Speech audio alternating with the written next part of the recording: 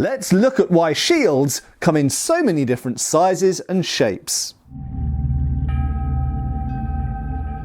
Hey folks, Matt Easton here, Schola Gladiatoria. So in this video we're going to look at 5 reasons, or 5 categories of reasons, why shields throughout history have come in so many different sizes and shapes. Now before I go into those 5 reasons, I want to just kind of emphasize the fact that shields are really super important for a huge amount of history all over the world. Yes, there are some places where shields weren't really used. They weren't really used very much in Japan. They weren't used very much in certain other parts of the world at various times. But overall, shields have been used by almost all cultures for a lot of their history. And they're incredibly important armaments. Now I also want to dedicate this video to my daughter because I was talking to her about some videos I was working on and she said, "Daddy, why do shields come in so many different shapes?" And I thought, do you know what? That's actually a really good question. And it's not necessarily something that I had thought of in isolated terms. So we're going to try and address that point in this video. Why do shields throughout history in different places at different times come in so many different shapes and so many different sizes? So in this video, we're going to look at various types of wooden and metallic and leather shield of various different sorts, like the Roman scutum, the Norman kite shield that I'm holding here, various types of smaller shields, round shields as well, even steel shields also. And these vary in date across many centuries. And so we're going to break those down into, and I've structured this into the way so that essentially there are 5 headings in my mind, that's the way I think of it. There are 5 reasons that explain why we have so many different sizes and shapes of shield. But before I get into the nitty-gritty of these 5 reasons for all these different sizes and shapes of shield, I want to talk a little bit about our sponsors for this video, who are very kindly Raid Shadow Legends. Surprise! It's Raid's 2nd birthday! Ah! So by now everyone on the internet knows about Raid, but it has been 2 years since Raid burst onto the scene and took over the mobile gaming community. In the last few years, Raid has exploded massively with loads of new champions, loads of new challenges. In fact, there's never been a better time to get started. So we've been asked some questions, and one of those is, if I could date any champion in the game, who would I date? Well, I think it would have to be War Maiden here, because she's just got absolutely fantastic taste in swords, and I also really like her fierce fiery red hair. They asked me if I could be any champion in the game, who would I be? Well, I think it would have to be Romero here, for a number of reasons. One, because he's got really cool armour. I love his hair, and also he's a pretty principled guy, and I can respect that. So they also asked if I could add anything to the game, what would I add? Well, actually I'd add way more dungeons. I think that they could just keep adding more and more dungeons in here, and I would really like that. What I personally really enjoy about Raid actually is fighting in the dungeons and trying to get better times, and I absolutely love fighting in the classic arena against other players. So what's new in Raid? Well, this is Raid's 2nd anniversary, so the schedule's absolutely crammed with events. They've got 6 straight weeks of anniversary events and tournament running all the way from the beginning of March until the middle of April, all of them with insane prizes to win. They're even launching the first ever clan versus clan tournament to see which clan comes out on top. And if that wasn't enough, they're also releasing the first champion in the new Shadowkin faction, which look really badass, and I can't wait to get my hands on them. Raid is already huge, and the whole anniversary event stuff going on makes it an amazing time to get involved. If you want to get a huge head start in Raid, all you have to do is hit the link in the description or scan my QR code and you'll get your free epic champion, Jotun, who's amazing for the Doom Tower, 100k silver, 50 gems and 3 ancient shards, so you can summon awesome champions as soon as you get into game. All this treasure will be waiting for you up here in the inbox, which looks like a treasure chest. These rewards are only for the next 30 days and only for new players. Once you're in game, you can find me there as Captain Context, and if you're quick enough, you can join my clan. It's free to download and free to play, and it's as easy as that. So go and check out the link in the description box below, and I'll see you in game. So thanks very much for sticking with us. Now let's get back to looking at these 5 categories for why there are so many different sizes and shapes of shield that range from antiquity, prehistory in fact, all the way through the classical era, through the Middle Ages, into the Renaissance, and all the way up into the age of gunpowder as well. So the first reason that I've fixed upon is the most obvious in many ways, and it comes down to use. And I imagine when many of you saw the title to this video, the very first thing you thought of, well, is that obviously there are loads of different sizes and shapes because they're used for different things. And yes, fundamentally, that's probably the headline and most important reason. But there are other reasons, which we'll get to in due course, which I hope will make you think a little bit more widely and perhaps a bit more deeply about this topic. Now, so use of shields. So very clearly, there's one category of changes of use. So I'll put this kite shield down. So a contemporary of this kite shield, for example, would be this round type of boss gripped shield here. Now those are very different types of shields. The kite shield is gripped with straps. The boss grip shield is gripped with a bar in the middle, which is hidden behind the iron boss. A little bit similar, in fact very similar, to the Roman scutum, although the handle on the Roman scutum is horizontal. Whereas, well, we'll talk about this in a second, the handle is usually conceived as being vertical on non-Roman shields, although in fact, of course, you can turn this shield, and we'll talk about that in a second. So very clearly, these, despite the fact that they're contemporary, in other words from the same time, they are very different types of shields. They're gripped differently, they are shaped very differently, and therefore we can assume that they were probably used differently. Now, when we talk about the use of shields, there's a certain amount of conjecture here, because whilst people who study HEMA, like me, have treatises and manuals for the use of weapons and shields and armour for certain periods from the end of the 14th century for the most part onwards, we don't really have anything at all for these earlier periods for specifically how weapons were used. But there are things that we can glean from artwork and written accounts and even archaeology to an extent for how these weapons are used. For example, if we're looking at manuscripts that show people at the time of the Norman conquest using weapons and shields, we can see how they're holding them, how they're using them. If you're looking at the Roman period, equally we've got Roman art, we've got little statues of gladiators standing in fighting stances and stuff like this. So there are things that we can glean for how these weapons and shields were used together. But the fact is that on a top level, it's very evident that different types of shields were probably used in slightly different fighting styles. But there is overall an important difference as well to be made between shields used on foot or shields used on a horse, or indeed in some cases shields used on a chariot as well, or an elephant, or on board ships.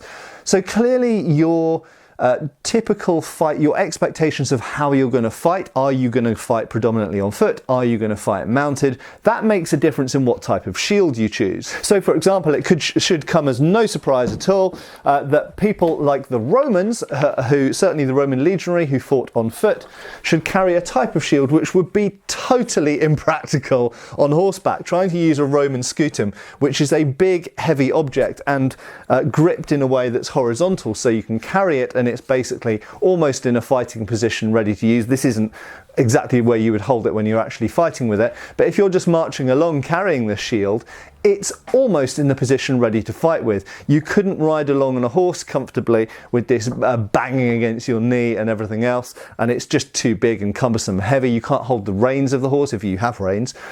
Lots of people did use reins, of course. So if you're holding the reins of a horse, you think about where your arm is, for example, up here, holding the reins, you want to move it around. It becomes more easy at that point to have a shield which you can strap onto your arm, and oh look, you can hold the reins and have the shield in the right place at the same time. So you can do those two things together. So clearly, whether you're on foot or on a horse, they're the two main categories, although as I say, there are other categories like elephants and chariots and other kinds of stuff, really dictate how your shield is attached to you, how you hold it in some cases, and how big and what size it is. Now in the Roman era, they didn't have, some people had some strapped shields, but the Romans didn't, as far as we know. The Romans, whilst on foot, they fought with a big scutum like this here, famously so. On horseback, I don't have an example, they usually had oval shields that were gripped more like these later period medieval shields. And in fact, they were probably the ancestors of these. In fact, there were shields like this around already in the Roman era, but they're related things. And in fact, it's very interesting to note that within the Roman military, we see people like officers or standard bearers actually carry shields more like this, which seem to be more like individual fighting shields, and we'll talk about that in a second, rather than necessarily the large scutum. Now that naturally brings us on to the next point of usage, and that is, how is this shield going to be used in a group? Or indeed, is it going to be used in a group? Is it going to be used in a formation? Or is it going to be used by individual fighters who are fighting more as individuals and might be expected to skirmish or to engage in single combats with people? Now, there's a slight elephant in the room. Let's come back to elephants again. But there's a slight elephant in the room when we're talking about the Roman era, because of course we have gladiators. And we know that in the arena we have gladiators with smaller shields of various types, and indeed a small version of the scutum as well. We also have, in the case of the hoplomachus, a shield which is more like this, although admittedly the hoplomachus is modelled on a Greek, so therefore there's an element of cultural identity in there as well, stereotyped, and we'll come back to that later in the video in another point. So gladiators are complicated because the way that gladiators were armed and equipped and what they looked like, even down to their helmet styles and plumes and this kind of stuff, was dictated by the fact that they were representative of certain things, either mythological or historical or legendary. So the simple fact is that certain types of gladiator were supposed to look like a Roman soldier. So if you're creating essentially a fantasy warrior for the arena, for entertainment, then you're going to equip them to look somewhat like a Roman soldier. So you might give them something that's close to a Roman scutum. But coming away from gladiators for a second, if we actually look at the Roman scutum, it is very clearly designed for a specific purpose, and that is to form shield walls, but also to form the testudo. And this is something very particular. I won't say it's unique to the Romans, because other people use similar things, certainly shield walls. But the testudo and the level of development that the Roman army devoted to the use of these shields in formations. So much so that when they formed the testudo into a block that allegedly you could ride a chariot across it, this is a very specialised form of using their shields. So the Roman scutum, famous as it is, and indeed it was used by other peoples that the Romans were fighting against as well and copied, and in turn it was partly inspired by types of shield to be found in Gaul, for example, and elsewhere. It is a very particular thing that comes down to use, and it is designed in that curved way, and it is designed to be rectangular. Or earlier ones weren't rectangular, but it's rectangular at a certain point, probably for certain reasons of forming the testudo well. But also there are practical sides to it. As you can see with this one, I keep standing it up. So there are various things you can do with the Roman shield that you can't do with many other shields. So it's a very specialised thing. And so the design of it is inextricably connected to the use of it in a formation and by the Roman military machine. Now, I mentioned that the Roman scutum might have been very specialised for the testudo and fighting in formations, but there were Roman soldiers, there were types of auxiliary, there were types of cavalrymen, there were officers and also standard bearers, and in some cases perhaps musicians as well, who carried other types of shields more similar to the later shield of the Dark Ages. The boss-grip shield, it was usually oval, sometimes perhaps round. And the reason that they had a different type of shield is because for light movement, so being able to maneuver around, riding a horse in the case of the cavalry, but also perhaps in terms of single combat, this was seen perhaps as a more appropriate shield. Not to say better, and what I'm not saying is that in single combat someone armed with one of these would be necessarily an advantage against someone armed with a scutum, but rather to say that for a number of reasons this was seen as more appropriate for certain types of soldiers. Could have just been convenience and lightness of carry and stuff like this, or the fact that they might be engaged more in skirmishing and quicker moving and that kind of stuff. So the simple fact is that even in the ancient period and then going through into the early medieval period, sometimes these boss-gripped smaller shields were seen as more appropriate for certain types of soldier. Now, in terms of use, I mentioned mounted and on foot, and I also should mention that some shields have to be able to do both. It's very evident that the Roman legionary was not expected at any point to jump on a horse, and so therefore them being armed with one of these was not a problem. A similar shield that we find in the medieval period, an equally specialised shield, is the Pavis. I don't own a Pavis, but it's fundamentally very similar to the Roman scutum, and you could say in a way it's the medieval successor, descendant, I suppose, of the scutum. And of course the Pavis was used very famously by crossbowmen. In fact, it was used by other types of soldiers as well, and it was essentially a mobile barrier that you could reload a crossbow behind, or load an early form of gun behind, or indeed it could just be used as a large infantry shield. But the fact is, it's specifically an infantry shield. There were small versions, sometimes known in the modern world as hand pavises, and they were used in single combat, and potentially you could ride a horse with one, although I don't recall ever seeing one used on horseback. But the point that I want to make is that this is a specialised footman's, infantryman's shield. Whereas lots of other shields from history, be it the kind of Dark Ages or Viking era rounder shields, or if we go over to India, for example, and we'll talk more about these in a little bit, then these types of shields were, and in fact the Norman Kite shield as well, were equally usable on horseback or on foot. So in some cases you can have a specialised infantry shield, in some cases you might need a specialised cavalry shield, but lots of shields from history, probably the vast majority of shields from history, have to be able to fulfill both roles. Indeed, some shields are purely as a backup. So indeed, if your primary weapon is something like a longbow or a pike or something, or a halberd or something like this, then your primary weapon requires both your hands. And yeah, well, there are some limited examples, for example, from the Bear Tapestry, where we see people, housecarls, using the two-handed axe and having a shield strapped on their back. In most cases, that was not seen as necessarily convenient or comfortable or just popular, basically. And so that wasn't done. So in many cases throughout history, when someone is required to use both their hands for using a bow or using a gun or a crossbow or a big pike or whatever, then their shield, if they have one at all, and obviously in many cases they didn't have a shield, might have to be something that they can wear so conveniently that you almost don't notice it. And that's where a buckler comes in, and this is one of the, well, basically the smallest type of shield in common usage throughout history. So we also get tiny shields, or very small shields, and in fact if we go to India as well, then we get other forms of buckler. So this obviously one is made of steel, and this one is made of very thick hide.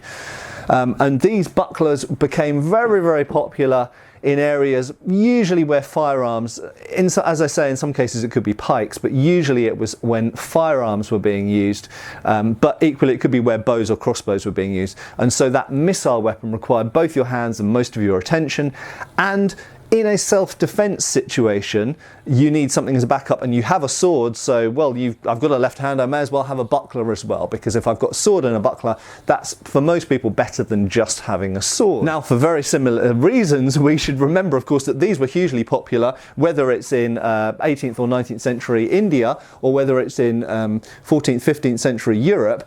Small shields, or bucklers, were very popular amongst civilians as well, and for similar reasons to the people that are using missile weapons, because they want their hands free. They want to be able to wear something, but they don't want to be wearing something that looks ridiculous and gets in the way and is a complete hassle.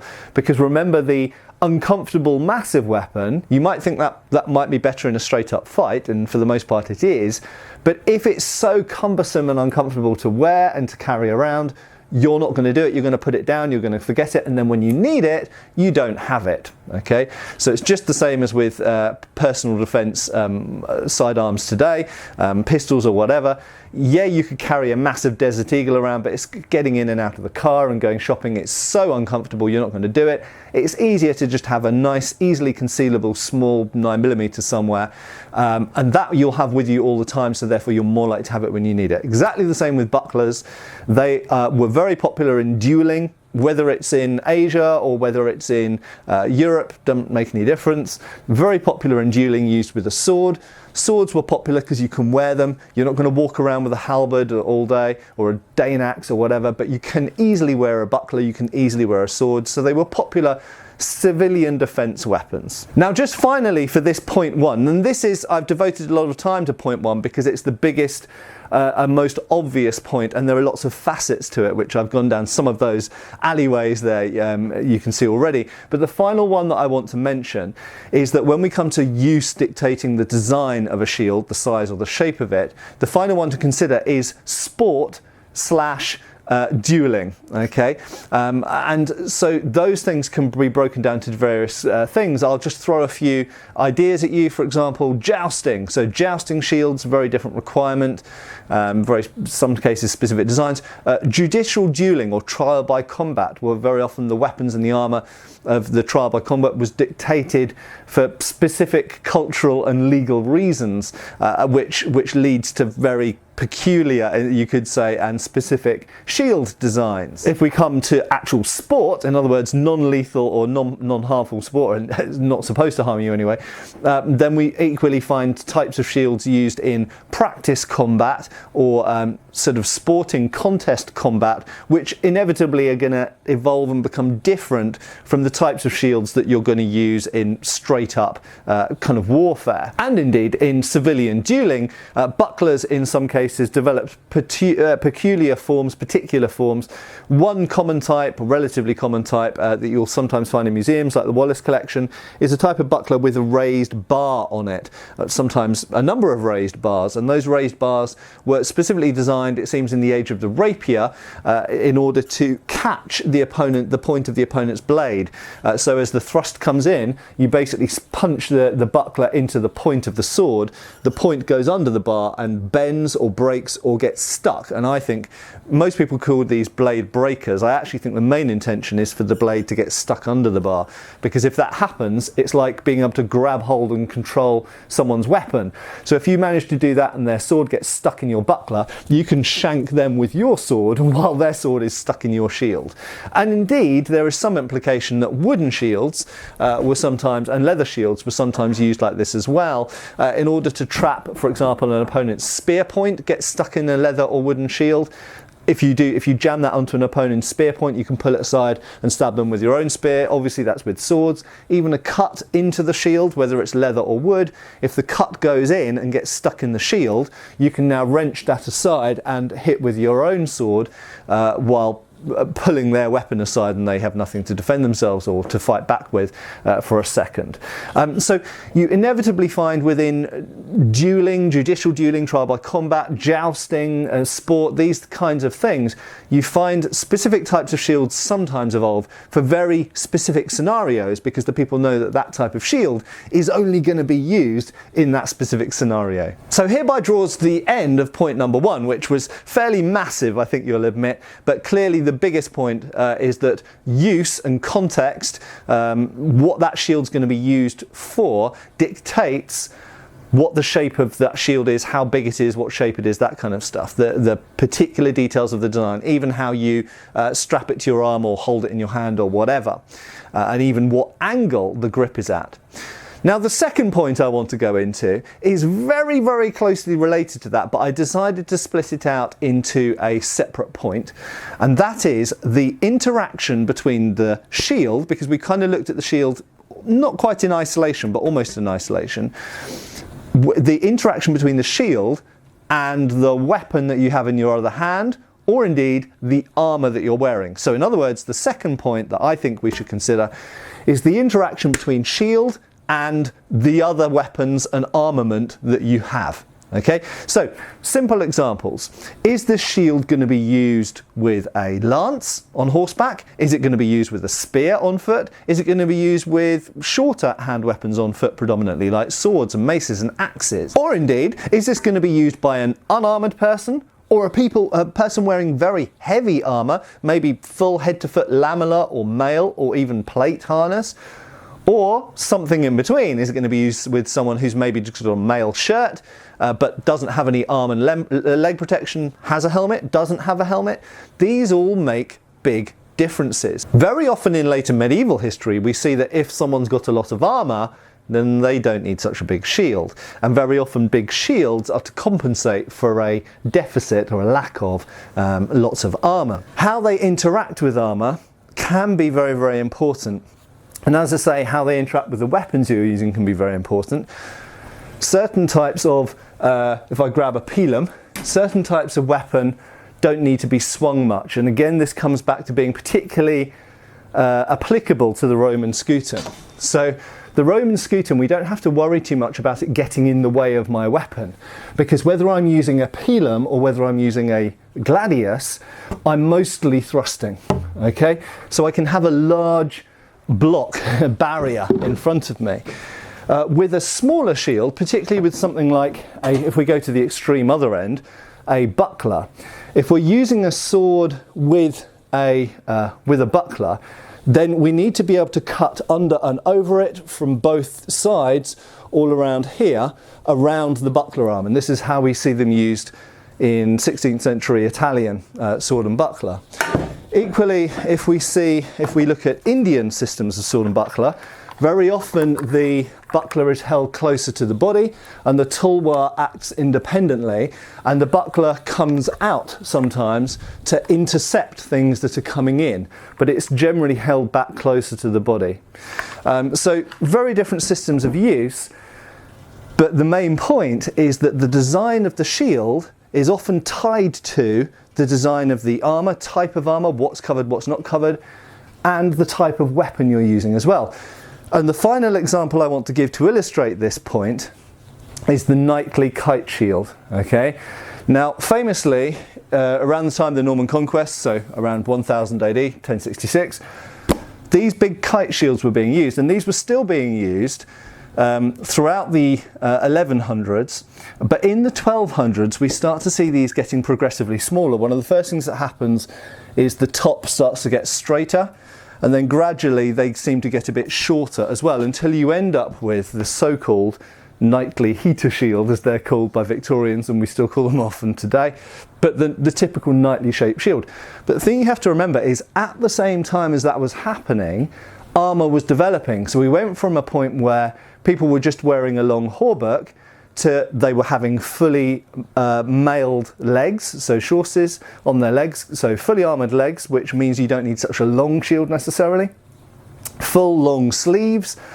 And then gradually, as we get into the middle of the 1200s, people start to wear elements of plate together with the mail. And this is usually associated with the 1300s, but it actually started in the 1200s.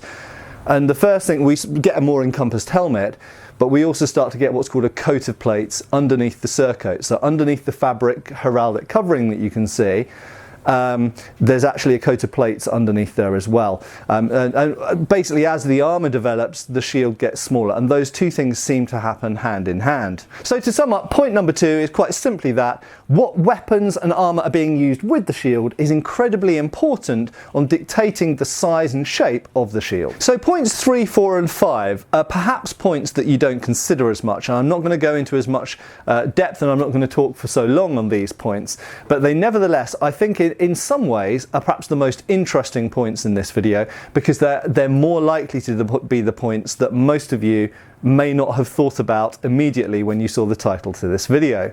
So number 3 is, what are your opponents using? And actually that's an incredibly simple point, but I think it's one that often gets forgotten in these sorts of discussions. So for example, you might traditionally use a certain type of shield, could be any type of shield, but you come up against new opponents. For example, you know, there are many times in history where certain military powers have come across a new opponent that they haven't had to fight before. The Mongols were a new opponent for most people that encountered them. The Vikings were a new opponent for most people that encountered them in the 8th and beginning of the 9th century. The Mamluks were a new type of opponent that many people hadn't faced. The Ottoman Turks, a new opponent for lots of people in the 14th century. Going back into the classical era, it's clear that the Romans, who were used to fighting other Romans and Gauls and Greeks, it was when they started encountering more mobile, missile-based troops, horse archers and such like, it's clear that that was a new thing for them. So throughout history, people, civilizations, armies have come up against a new opponent that has, for a time, foxed them, and they've had to develop their equipment accordingly. And we sometimes talk about examples like, you know, helmets having to change design, being reinforced, new forms of body armor, this kind of thing. And shields are no exception. Now, in many cases, shields didn't need to change. Sometimes it was other things that needed to change, like the aforementioned helmets, or just the tactics, the way that you organize your troops. But in some cases, inevitably throughout history, shield design was dictated by who the opponents were now.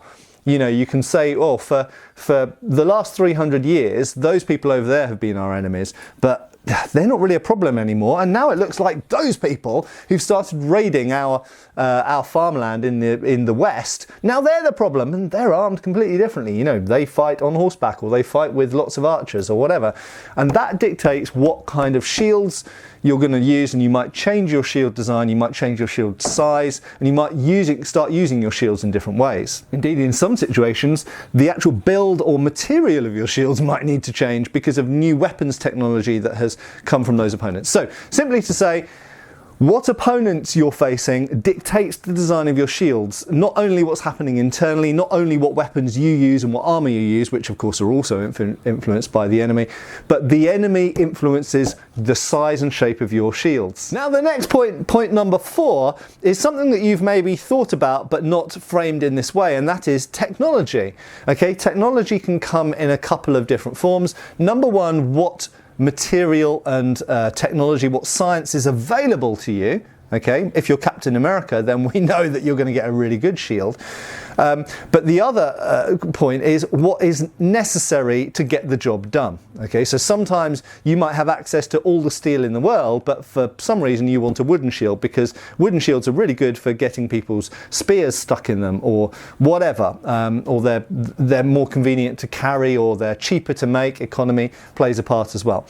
So what technology is available, affordable and convenient for you to use, and secondly, what is actually preferable for you to use for that particular job. You know, we could make spear shafts out of steel, but for the most part steel shafts are not great for spears, too heavy for the most part. So, for example, the materials that are usually used for shields, as I mentioned before, are usually wood, some form of animal hide, or metal. Okay, and we're going to look at some examples of those. So wooden shields we pretty much dealt with, and they are, I would say, the default. Okay, so for most parts of the world, at some point have used wooden shields, whether we're looking at China 2,000 years ago, whether we're looking at the Romans, whether we're looking at most medieval cultures. Most people at some point in their history have made use of wooden shields, but something which gets overlooked, I think, by a lot of people these days is that for most places in the world at some point have also used hides for shields. Now, hilariously, a lot of us YouTubers that do weapon-related topics moan about leather armor, okay? And because leather armor exists in various forms, but it's not usually how it's represented in TV and movies, of course. It doesn't usually look like the biker gear that you see in things like Vikings, stuff like that. But hide shields have actually been around since as far back as we know. Okay, so for basically as long as humans have been processing animals and using their products, they've been making hide shields. And you can find hide shields from Europe, you can find them from America, obviously pre-Columbian America. You can find them from all over Asia, whether it's China or India, wherever. You can find them absolutely all over Africa, even until the modern day. So animal hides of various sorts have been used for shields. Now, a lot of you will be thinking about leather in terms of the type of leather that your leather coat or a handbag or a pair of shoes are made of. Take that out of your brain, because there are other ways of using hide that result in much thicker and stronger weapons or armour. Okay, and so for example, this one that I'm holding here is from India. It's actually translucent and is probably made from, I'm guessing, rhino. Okay, but there's an example of an animal that you can use to make shields out of. I've actually got another one here. So this one I believe is probably buffalo.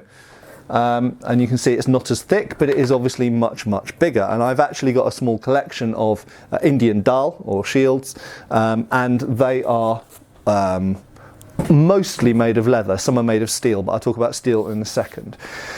So you can use rhino, hippo, elephant, buffalo. You can use cow, and another good example of hide shields is if we go back to the heroic age, the kind of Trojan Wars period that the Trojan Wars may have happened. If we look at artwork from that time, we actually see these large figure 8 shields that are very peculiar shape, but almost certainly they are that shape because they are from a cow skin, and we know they're cow skin because they're painted with the patterns of a cow's hide on. So all different types of animal hide can be used for shields, but what type of animal you have access to? Clearly in Greece they didn't have access to, for the most part, hippopotamus hides. In fact, they could get a hippopotamus in Greece, but clearly the native animals, the animals that are abundant and you can make shields out of, dictate how thick that shield is, how large you can make that shield, what shape you make that shield. So again, we come back to this point that the technology that's available to you for leather dictates what shape that shield is. Now finally, in terms of metallic shields, well clearly if you're going to be making big shields of any type of metal, but particularly of iron and steel, which is usually when we encounter metal shields that aren't decorative, they're usually made of iron or steel, then clearly you need to have access to a large amount of iron and steel to make it economical. But there are some problems with steel shields. You can only make them up to a certain size for them to be practical. Okay, if you tried to make a Roman scutum, I mean this is heavy enough and this is plywood, if you tried to make that out of steel, in order to make it usable, you'd have to make it very thin, and if you made it very thin, it wouldn't be very good as a shield because it would bend easily, things would penetrate it easily, this kind of stuff. Think about a car door, for example. You can pretty much stick a kitchen knife through a car door.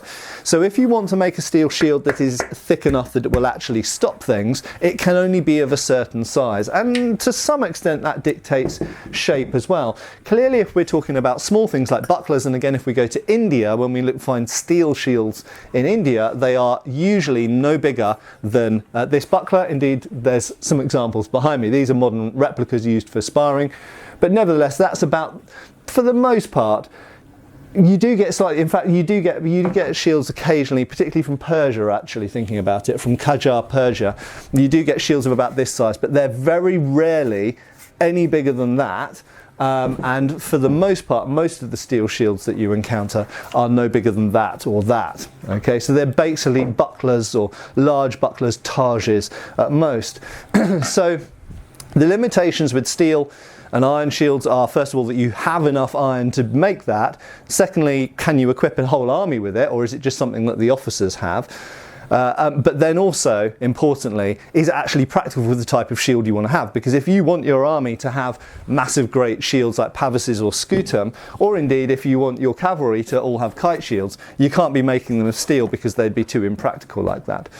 So technology and what the resources that you have available to you and will that make a usable shield are hugely important on the size and shape of your shields. So the final and fifth point for why shields come in different sizes and shapes, as asked to me by my daughter, and the final point I want to address, and not to say there aren't other points that you might bring in, and as always I'm super interested to see in your comments if you think I should have added other categories in here, or just in general if you have other thoughts on the video.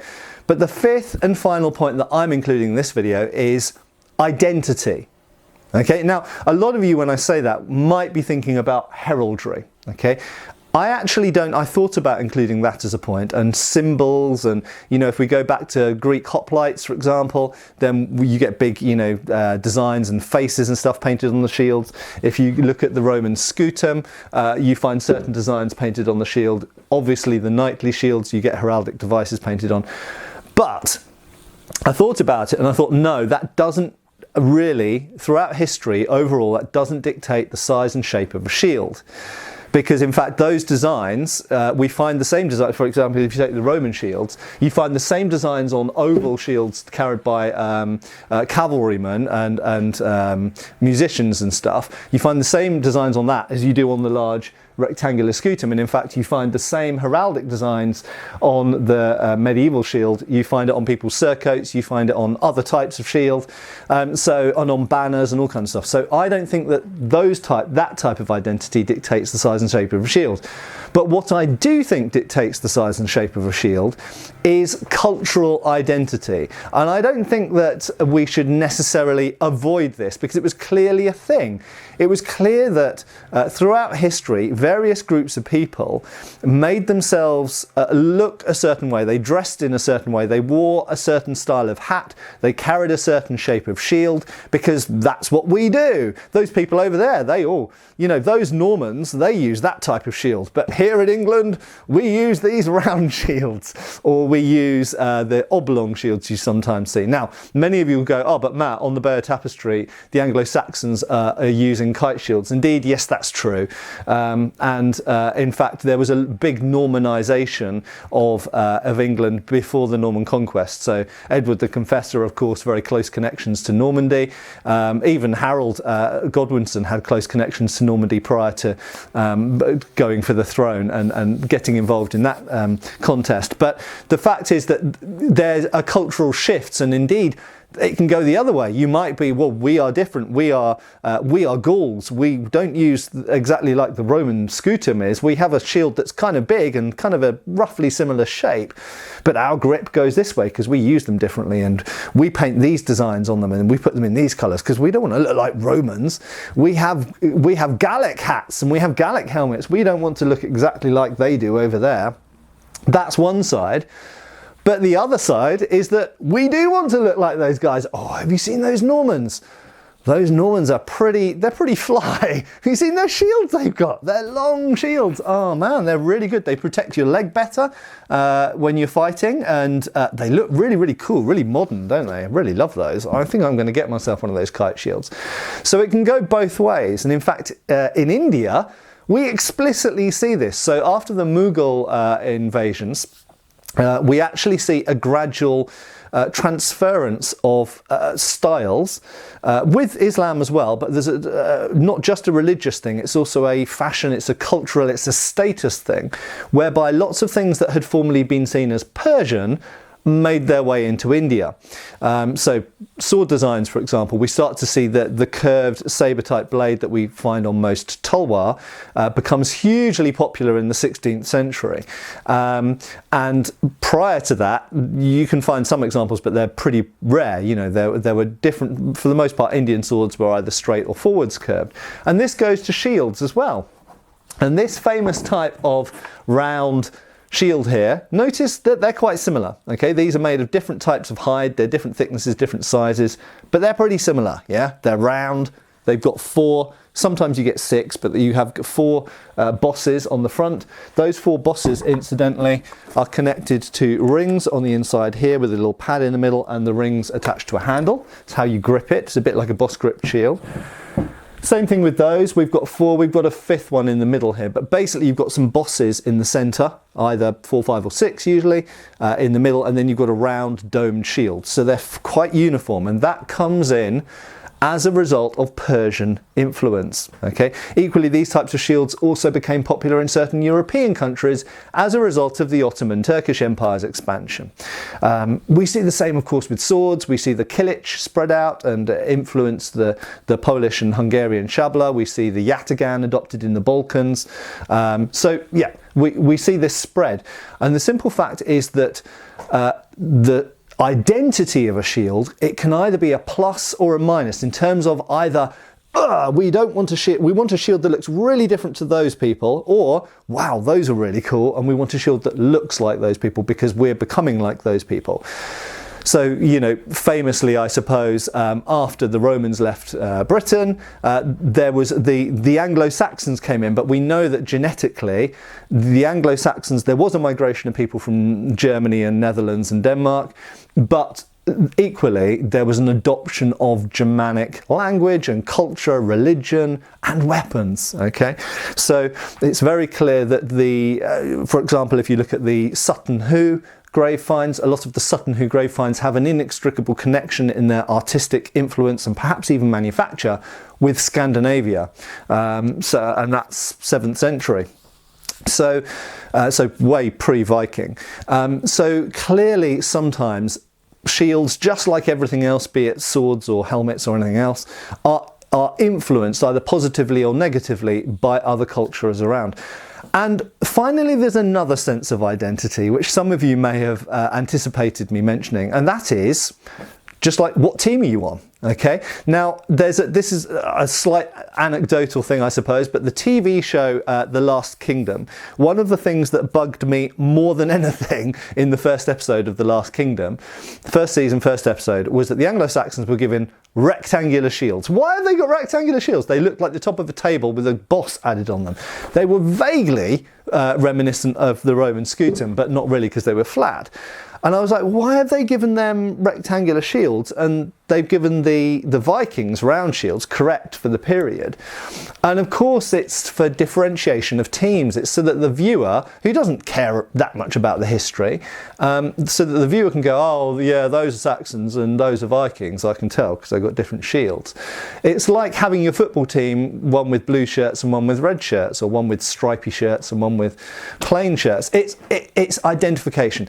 And that must have played some degree of part. I mean, we come back to the heraldry and the colours and the designs again on the battlefield. But if you imagine, if we're talking about the Crusades, for example, the fact that the Seljuk Turks and the Europeans engaged in, let's say, the Third Crusade, were using different styles of clothes, different styles of armour, different shapes of shield, must have played a fairly useful part on the battlefield. If you're in a massive old melee and you're laying all about you, if you're like, oh no, that's one of mine, we see a similar thing, I guess, even in modern like Battle of the Nations and reenactment type stuff as well. So being able to tell who's on your team is very, very useful. So I think all sorts of cultural identity are important in recognising that certain shields were certain shapes and why certain shapes were adopted. And it wasn't always for practical reasons. And I think people like me and people who are interested in weapon development, and we don't necessarily pay enough attention to other aspects of culture from history, be it language or religion or whatever else, sometimes I think we get a bit blinkered and we just think about the practical reasons for why a shield is a certain shape and not necessarily the cultural, religious, political, even economic reasons for why a shield is that shape or that size. I hope this video has not been too long-winded. I know it's been a big one, but I hope it's been interesting and thought-provoking. I have extra videos, 3 a month on Patreon. Thanks again to the sponsors. Thanks hugely to the patrons that make this channel possible. Thanks to my daughter for coming up with this question. I hope that you're already subscribed. If you're not, please think about clicking that subscribe button. Give us a like, share the video if you thought it was worth it. And I hope I'll see you really soon back here on the channel again for another video on a similar topic. Cheers, folks. Thanks for watching. We've got extra videos on Patreon. Please give our Facebook a like and subscribe if you haven't already. Cheers, folks.